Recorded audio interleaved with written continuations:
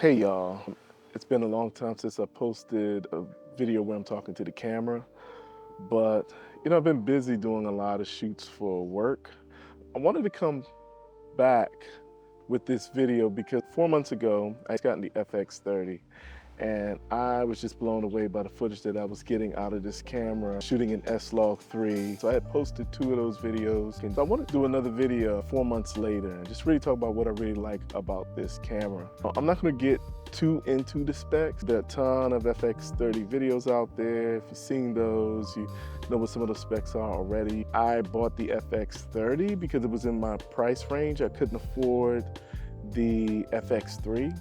And then when I watched the side-to-side comparison of the FX30 and FX3, the FX30 seemed to edge out more ahead of the FX3. The fact that it has 6K sensor while the FX3 has a 4K sensor. So again, those images are gonna be, crisper, have a little bit more punch. And then also too, it's FX30 is an APS-C sensor, while the FX3 is full frame. I don't have full frame money. I don't have money to be dropping on full frame lenses. So for me, the FX30 was a smart choice. And I paired it with the Sigma 18 to 50 millimeter lens, and I love it.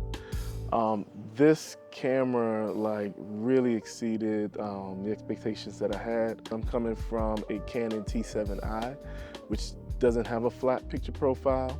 So getting the FX30, I had to learn to color grade. I had to get used to shooting everything in S-Log3 so that I could really maximize the image quality from this camera. And I love this thing. I mean, I've used this camera a lot at work, and it's my personal camera, but the footage coming out of this camera is so good that, when we had a budget for new equipment, my colleague made sure to put the FX30 on that list so that the agency would be able to have its own cinema camera. But this thing is amazing. I mean, as I said before, I usually shoot everything in S-Log3. I take advantage of 4K because I'm coming from a camera that didn't have it.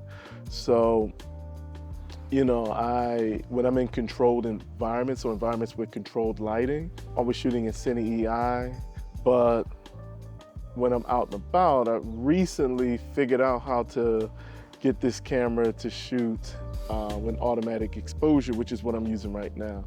So for that, I had switched to flexible ISO and then just set my aperture and ISO to auto at 3200. So that's the ceiling. But yeah, this thing's amazing. I mean, folks at my job, they were already liking the footage and the stuff that I was producing with the Canon T7i. But when I started shooting with this camera, right away folks noticed the difference in quality. I mean, a lot of people keep saying that the people on the screen almost look like they're in the same room with them. That's how crisp this lens and this camera is. I think it's a beast of a camera, and for those with more serious cameras, the Komodos, the Reds, all that stuff, that's probably, me saying that is probably a symptom of never had nothing syndrome. Again, coming from the Canon T7i, but I love, love, love this footage. Color grading, using DaVinci Resolve, I use it for everything, editing, mostly 3D, 2D, motion graphics. DaVinci Resolve makes it so easy to color grade.